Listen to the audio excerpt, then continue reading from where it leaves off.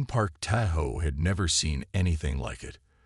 The massive alien ships broke through the darkness of space like shining diamonds, their crystalline hulls reflecting the distant sunlight.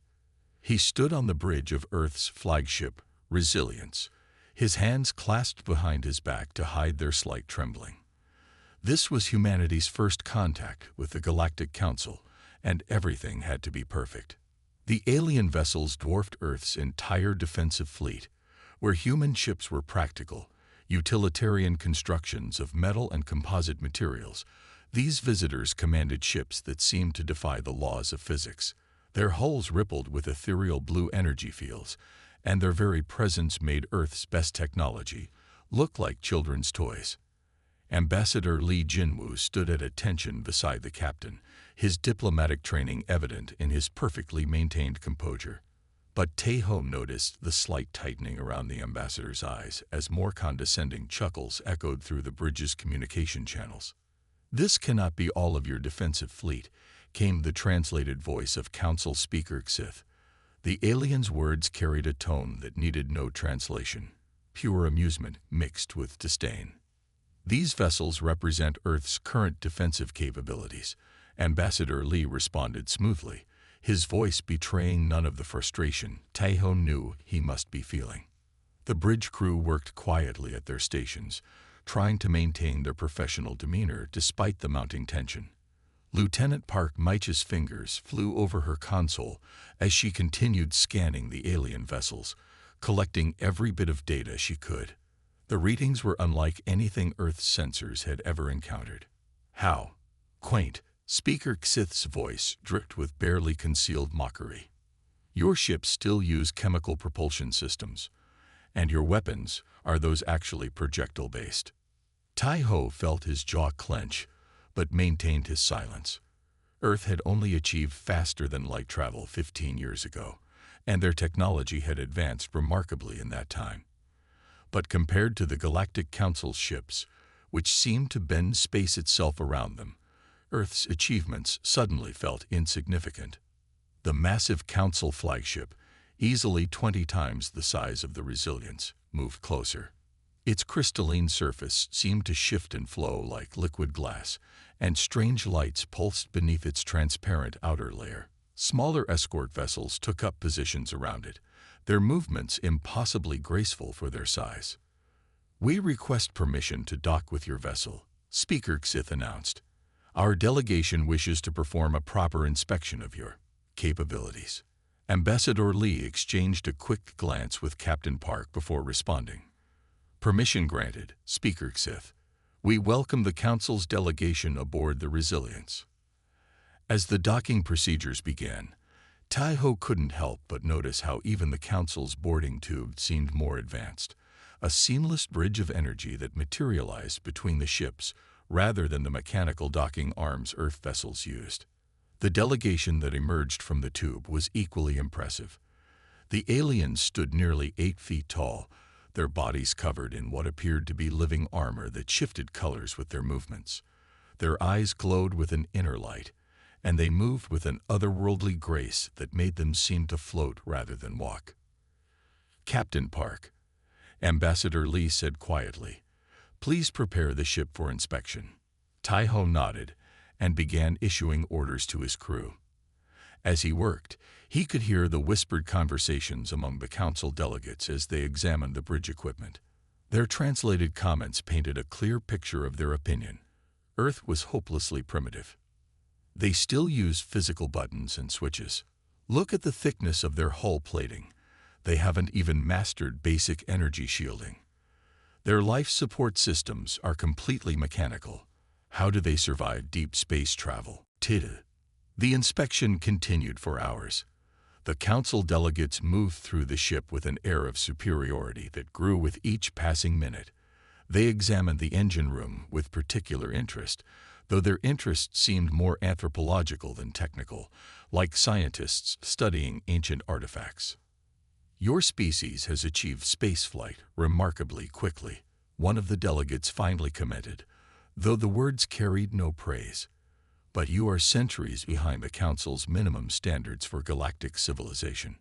Ambassador Lee maintained his diplomatic smile, but Taeho could see the strain beginning to show.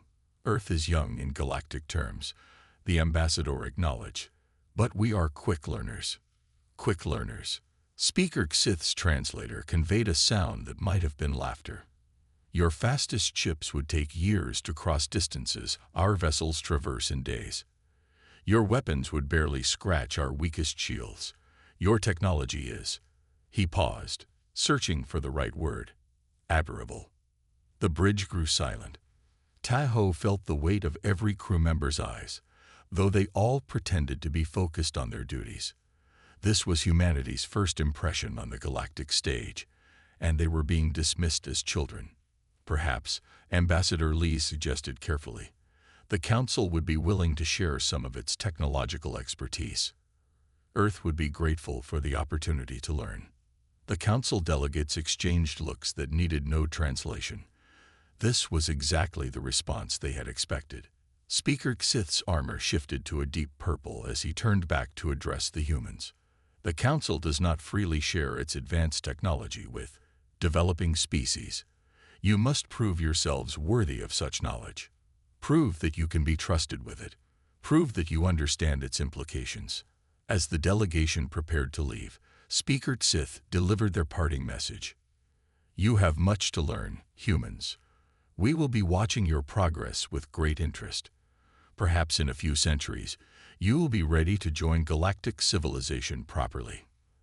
The Council ships departed as dramatically as they had arrived, their energy fields rippling as they vanished into hyperspace. On the bridge of the Resilience, Captain Park Taeho finally allowed his rigid posture to relax slightly. Well, Ambassador Lee said quietly, that could have gone better. Taeho looked out at the stars where the alien ships had been, his mind already racing with possibilities. Maybe, he replied, or maybe they just made a very big mistake. What do you mean, Captain? They underestimated us, Ambassador.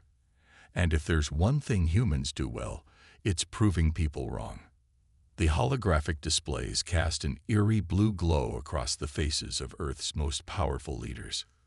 Commander Kim Do-young sat perfectly still at the massive round table, her eyes fixed on the message from the Galactic Council floating in the air before them.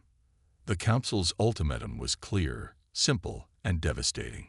5 years, she said quietly, her voice carrying in the tense silence of the emergency chamber.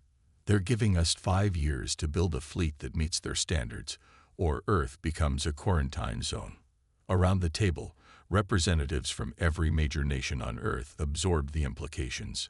Quarantine meant isolation from galactic trade routes, technology, and advancement. It meant being left behind as the rest of the galaxy moved forward. Admiral Song Hao-won stood up slowly, his weathered face looking older in the harsh light of the displays. Then we show them what humans can do when challenged, he declared, his voice firm with conviction. With what resources? The Chinese representative demanded. Our best ships were just dismissed as primitive toys. How can we possibly match their technology in 5 years? Commander Kim pulled up another hologram, this one showing Earth's current fleet capabilities. We don't need to match their technology, she said. We need to think differently. The Council expects us to try to copy their designs, their methods. That's not the human way. The room erupted in debate. Some leaders argued for attempting diplomatic solutions, others for requesting more time. A few suggested simply accepting quarantine and developing at their own pace, but Admiral Song's voice cut through the chaos. Look at our history, he said, pointing to a series of images he pulled up. Wright brothers to moon landing. 66 years. First computer to quantum processing. Less than a century. When humanity is pushed, when we're challenged, we don't just advance. We leap forward. The Japanese Prime Minister leaned forward. But this isn't just about building better ships. The Council's standards include energy shielding we barely understand, weapons technology we've never seen, and propulsion systems that seem to defy physics. Commander Kim smiled for the first time since the meeting began. That's exactly why we'll succeed. We're not bound by their understanding of physics. We're not limited by their traditional approaches. She stood and walked to the center of the room, where the holographic displays merged to show a complete image of Earth's solar system. We have something they don't expect: human creativity, human determination, and most importantly, human stubbornness. "What are you proposing?" the American president asked, watching her closely. "A unified effort. No more competing space programs, no more separate military development. We pool our resources, our best minds, our manufacturing capabilities. Everything goes into this project." Admiral Song nodded approvingly. "The Council thinks they're giving us an impossible task. They expect us to fail. That's their first mistake." The Russian leader stood up, his expression thoughtful. "My nation has extensive experience with rapid military development under pressure. We're in." One by one, other leaders began to voice their support. The Chinese representative offered their manufacturing capabilities. The European Union pledged their scientific resources. India's leader promised their software expertise and engineering talent. 5 years, Commander Kim repeated, but this time her voice held determination rather than worry. "We don't just build a fleet. We build something they've never seen before." The meeting continued late into the night as plans were drawn up, resources allocated, and a new unified Earth Defense Force was established. Scientists were already being contacted, research facilities repurposed, and factories retooled. "There's one more thing," Admiral Song said as the meeting was wrapping up. "We keep everything secret. Let the Council think we're struggling. Let them think we're failing. When we reveal our fleet, the surprise will be total." Commander Kim pulled up one final hologram, a design unlike anything Earth had built before. "We're not just building ships," she said. "We're building the future, and we're going to show the galaxy what happens when you underestimate humanity." As the leaders filed out of the chamber, many still discussing plans and possibilities, Admiral Song approached Commander Kim. "You know they think this is impossible," he said quietly. She nodded, still studying the holographic designs. "They're probably right. By any reasonable standard, what we're attempting shouldn't be possible in 5 years. But humans have a long history of doing the impossible when someone tells us we can't." She turned to face him, her expression determined. "Besides, what choice do we have? Quarantine would set us back centuries." Admiral Song smiled. "You know what the Council's biggest mistake was?" "What's that?" "They gave us a deadline. Nothing motivates humans like a deadline." He looked at the designs floating before them. "We're going to prove them wrong, aren't we?" Commander Kim's answer was simple. "We're going to prove them spectacularly wrong." As they left the chamber, the holographic displays faded away, but the energy in the room remained. Humanity had been challenged, and history had shown time and time again what happened when humans were backed into a corner. The Council had meant to humble Earth, to put the young species in its place. Instead, they had just initiated the greatest unified technological advancement in human history. The next 5 years would change everything, not just for Earth, but for the entire galaxy. The race against time had begun. The massive underwater facility stretched for miles beneath the Pacific Ocean floor, its vast chambers filled with the sounds of construction and innovation. Dr. Nam Yuri stood at the observation window, watching as robotic arms assembled sections of what would become humanity's most advanced spacecraft. The sight still amazed her, even after 3 years of work.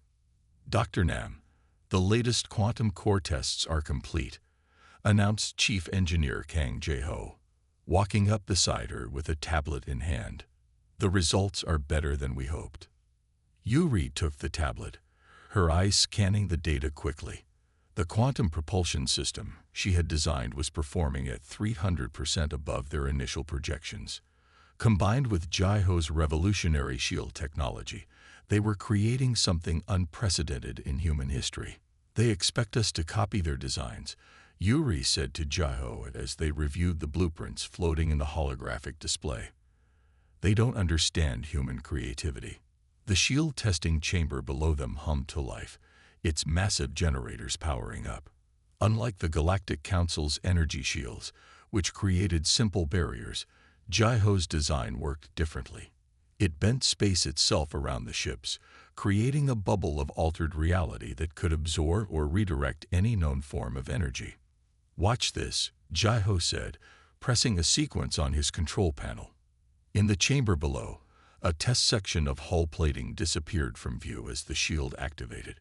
"We've managed to incorporate the quantum fluctuation effect into the shield matrix." Yuri smiled. "Making our ships effectively invisible to their sensors. Perfect." The facility itself was a testament to human determination. Built in absolute secrecy, it housed over 10,000 of Earth's brightest minds. Engineers, physicists, mathematicians, and builders worked around the clock, pushing the boundaries of what was possible. "How's the new drive core coming along?" Jaiho asked as they walked through the main construction bay. Above them, massive cranes moved hull sections into place with precision. "We've solved the containment issue," Yuri replied. "Instead of fighting the quantum instability, we're using it. The drive doesn't just move through space. It surfs probability waves." A group of young engineers hurried past, carrying what looked like a glowing cube of pure energy. 3 years ago, such technology would have seemed impossible. Now it was just another Tuesday in the facility. "The Council thinks we're still struggling with basic ion drives." Jaiho chuckled. "Wait until they see these ships move." They reached the central design hub, where hundreds of screens showed various aspects of the project. Each ship was a masterpiece of human ingenuity, incorporating technologies that had evolved from wild theories into working systems. "Remember when we started?" Yuri asked, looking at an early design sketch. "Everyone said it couldn't be done. That we needed decades, not years." "Everyone except us," Jaiho replied, pulling up the current construction schedule. They were ahead of timeline, something that would have seemed impossible at the start. The ships taking shape in the construction bays looked deceptively simple from the outside. Clean lines, smooth surfaces, nothing like the crystalline structures of council vessels. But beneath those plain exteriors lay technology that would change the galaxy's understanding of what was possible.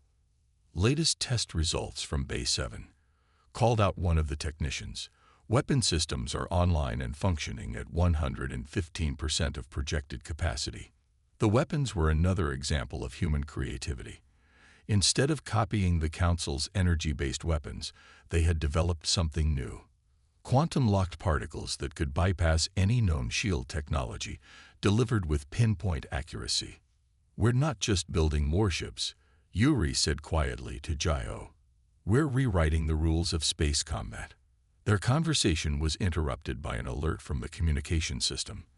The facility's director needed them in the command center.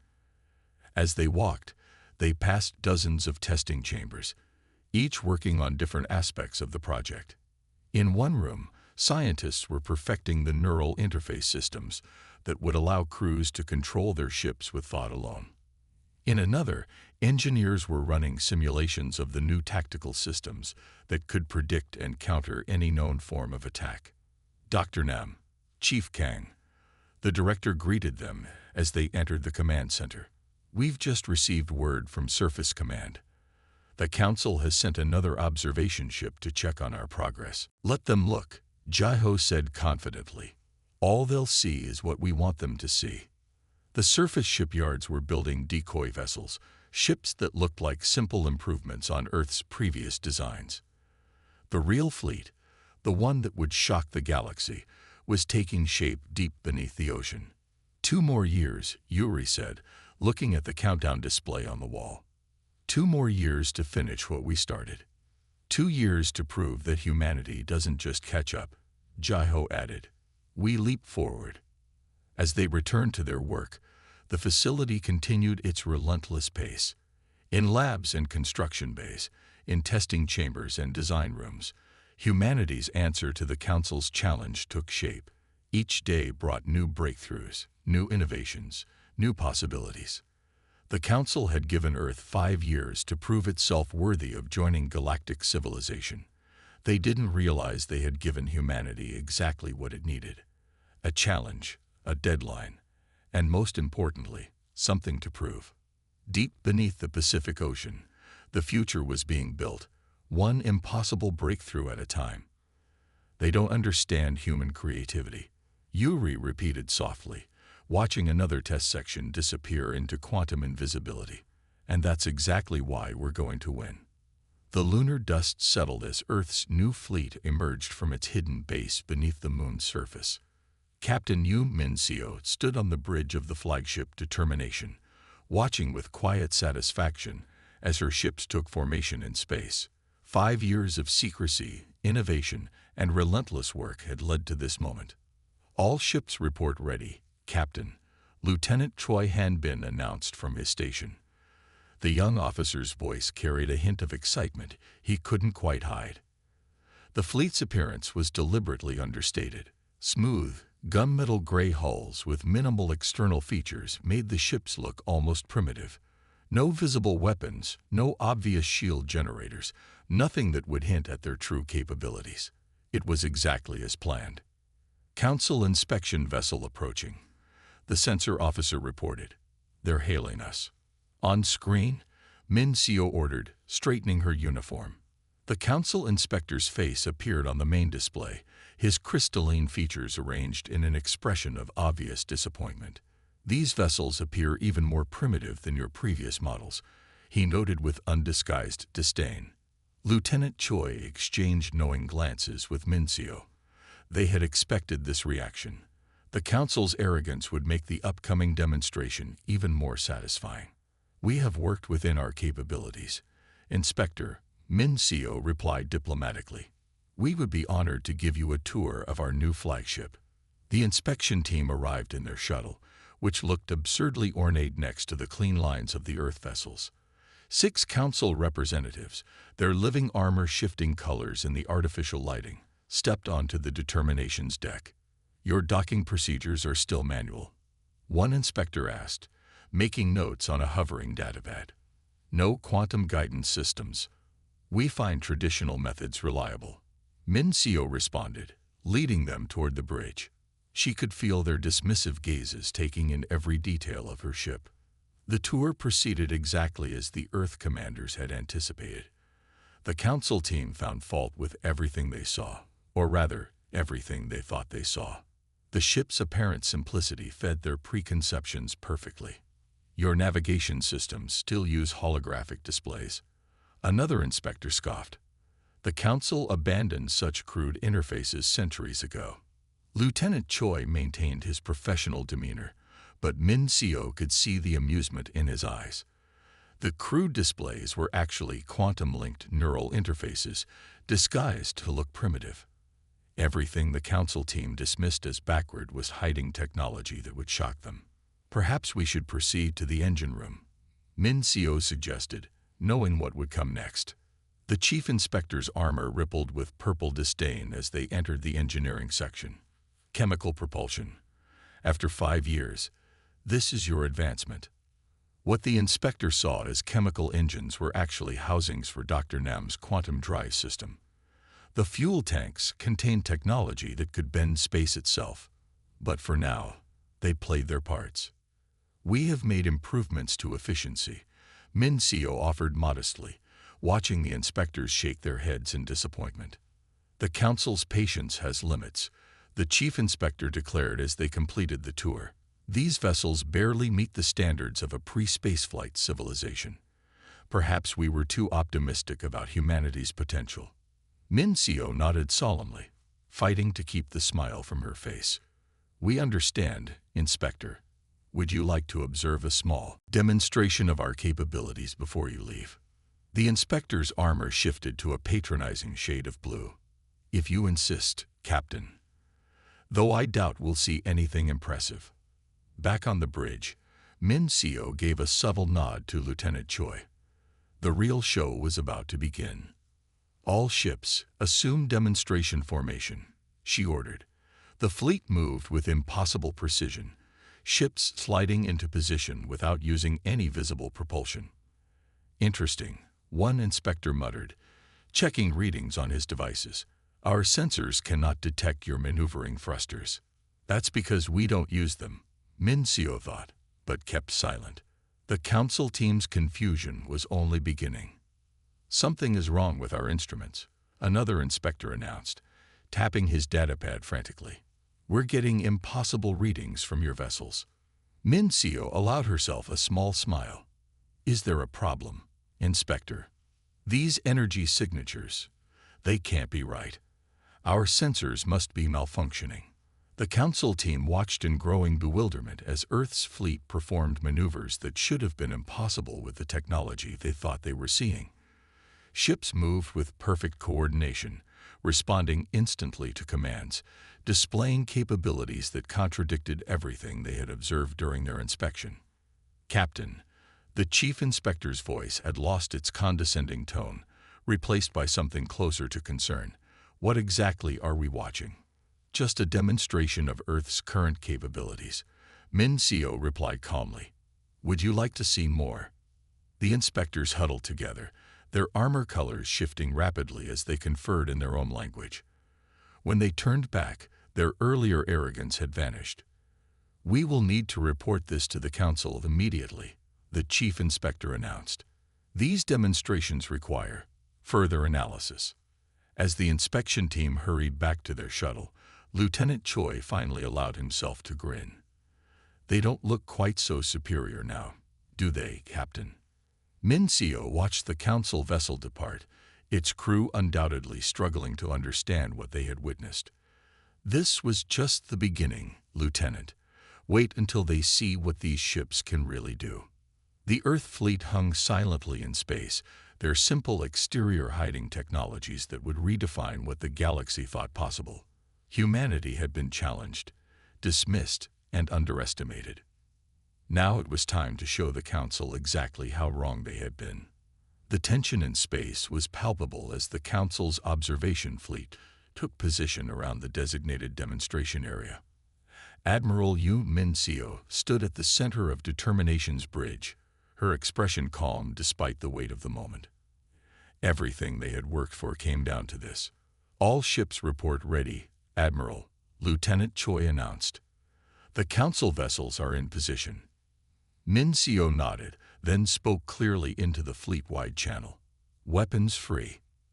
The transformation was instant and dramatic. The smooth, seemingly primitive hulls of Earth's ships rippled and shifted. Panels that had appeared to be simple armor plating separated and realigned, revealing sophisticated weapon systems that had been perfectly concealed. The fleet's true form emerged like butterflies from their chrysalises. By the eternal stars came the startled voice of the Council's senior observer over the comm channel. What are we seeing? Dr. Nam's quantum shields. Online, reported Lieutenant Choi. The air around Earth's ships seemed to bend and twist as overlapping fields of altered spacetime sprang into existence. The shields weren't just barriers. They were bubbles of manipulated reality. The Council's sensors, designed to detect and analyze conventional energy shields, went haywire. Their readings showed impossible patterns, energy signatures that shouldn't exist, and spatial distortions that defied their understanding of physics. Begin demonstration sequence 1, Min-seo ordered. The Earth fleet moved, not with the expected acceleration of conventional drives, but with instant, precise movements that seemed to ignore the laws of inertia. Ships appeared to be in multiple places at once, leaving quantum echoes in their wake that confused both sensors and organic eyes. Impossible, muttered the Council observer. Your ships cannot move like that.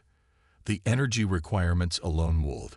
Phase 2, Min-seo interrupted, allowing herself a small smile. Combat demonstration. The demonstration area lit up as Earth's ships began their carefully choreographed battle dance. Weapons that had been disguised as structural elements came to life. Instead of conventional energy beams or projectiles, they fired streams of quantum-locked particles that could pass through any known shield technology. These readings cannot be correct. Another Council observer protested. Our sensors show your weapons aren't actually firing anything, yet they're registering impacts. Min-seo watched as her ships performed maneuvers that the Council had declared impossible during their inspection. The hybrid drives Dr. Nam had designed didn't just move through space. They manipulated it, creating shortcuts through reality itself. "Show them the Avalon maneuver," she ordered. 3 Earth ships moved in perfect synchronization, their quantum shields merging into a single field. They spun together, creating a vortex in space-time that pulled in all energy weapons fired at them, then redirected the energy back at its source. The Council observation fleet retreated to a safer distance, their previous confidence replaced by obvious concern. Their own sensors were useless now, showing contradictory readings that their systems couldn't interpret. "Would you like to see our defensive capabilities?" Min Seo offered politely. Without waiting for a response, she gave the next order. "All ships, initiate stealth protocols." The Earth fleet vanished, not with cloaking devices or sensor jamming, but by shifting slightly out of phase with normal spacetime. To the Council's observers, it appeared as if humanity's ships had simply ceased to exist. "Impossible," the senior observer breathed. "Our sensors show nothing. As if your fleet was never here." "Oh, we're still here," Min Seo assured them. "Lieutenant Choi, demonstrate our targeting capabilities."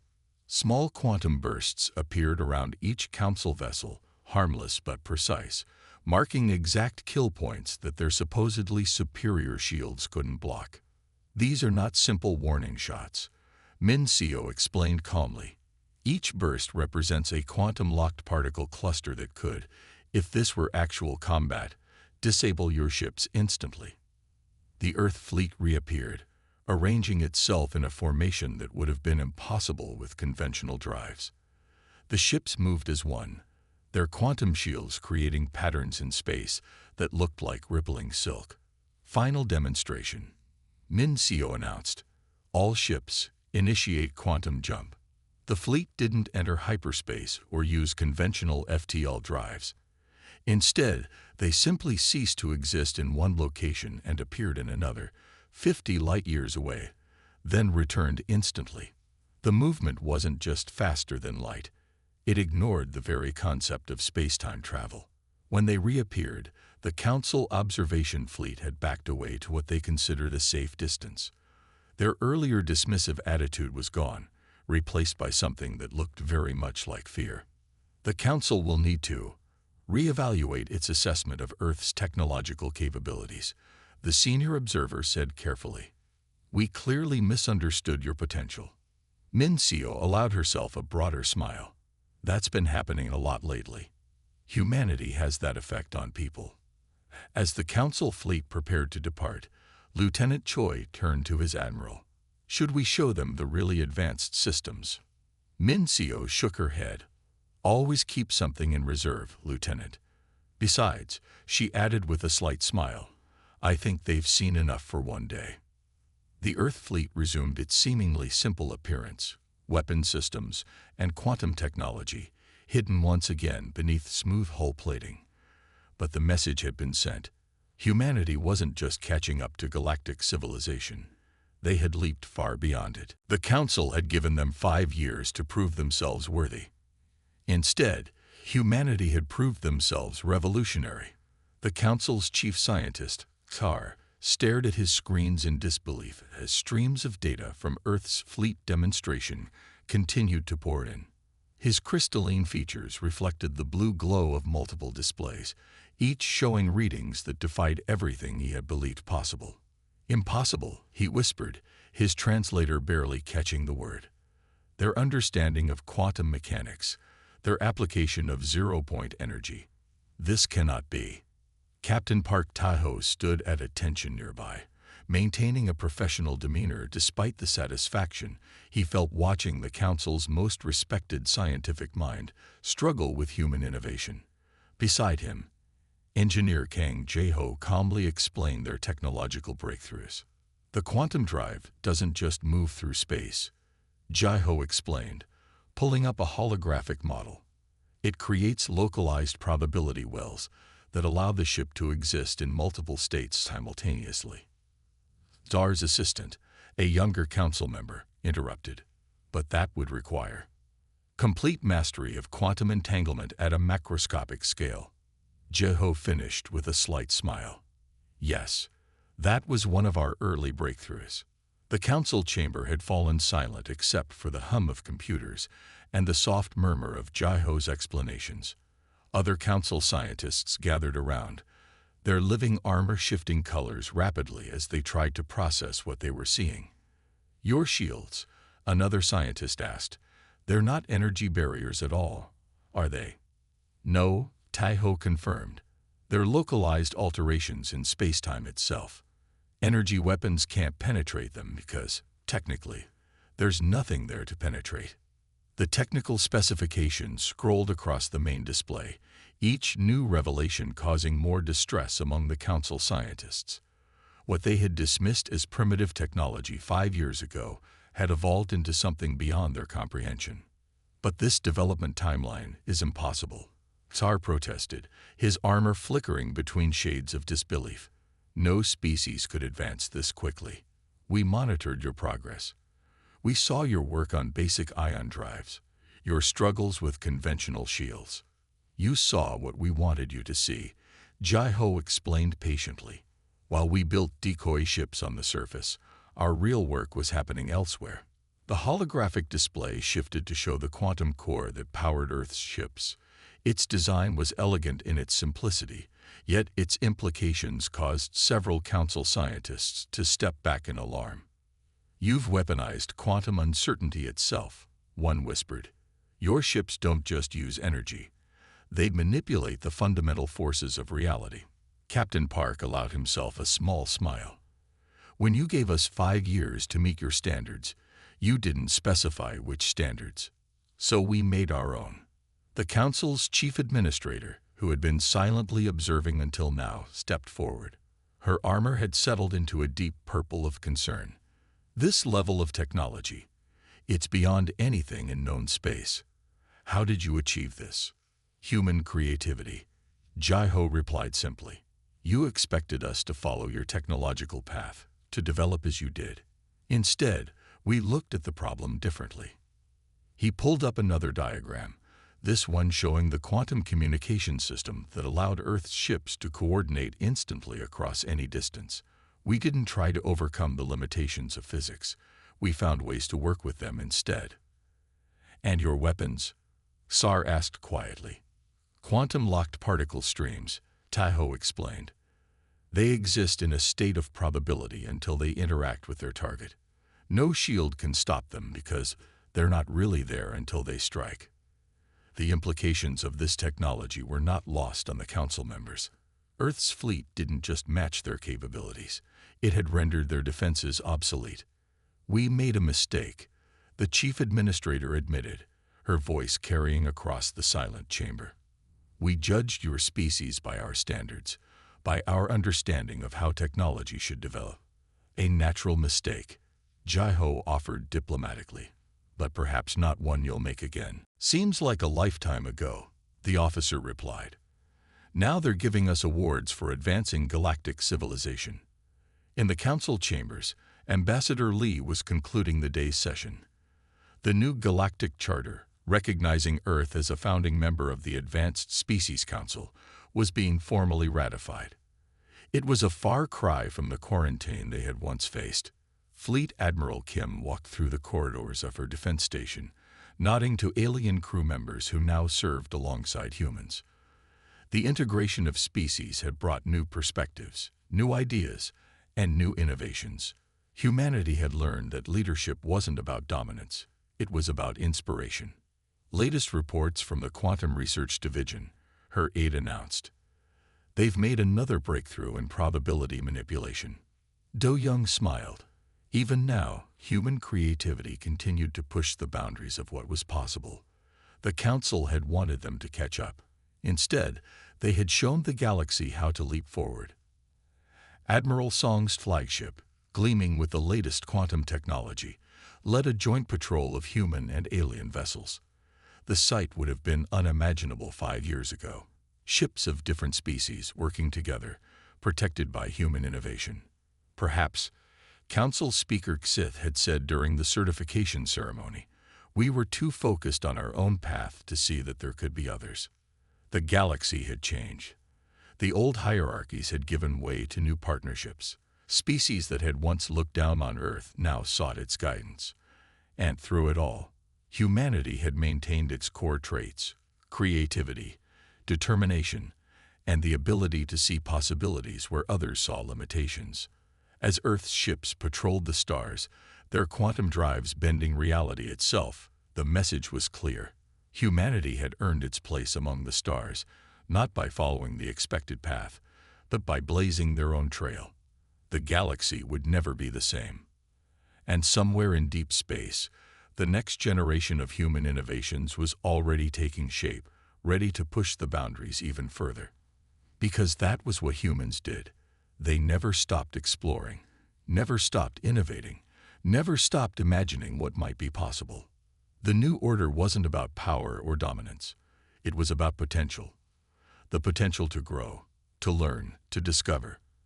And in that, humanity had shown the galaxy a new way forward.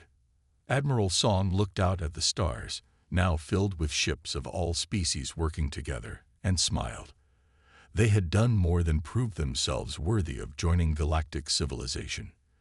They had helped create a better one. The end.